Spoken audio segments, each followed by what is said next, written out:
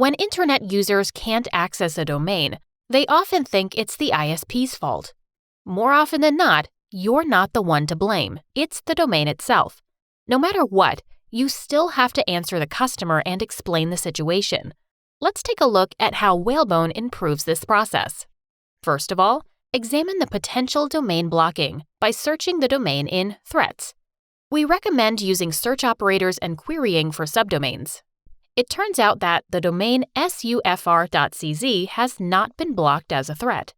The second step is to go to DNS traffic and check if the domain was even accessed by anyone. If so, take a look at how Whalebone dealt with the resolution. It turns out there have been attempts to access the domain. In that case, we have to check the results. We can see that the response for this domain was serve-fail.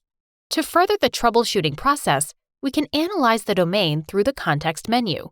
We recommend using the DNSViz tool. DNSViz is designed to fully inspect the DNS resolution behavior. A direct click-through leads to the DNSSEC validation results. It turns out that the problem of this particular domain is that it has issues with expired cryptographic signatures.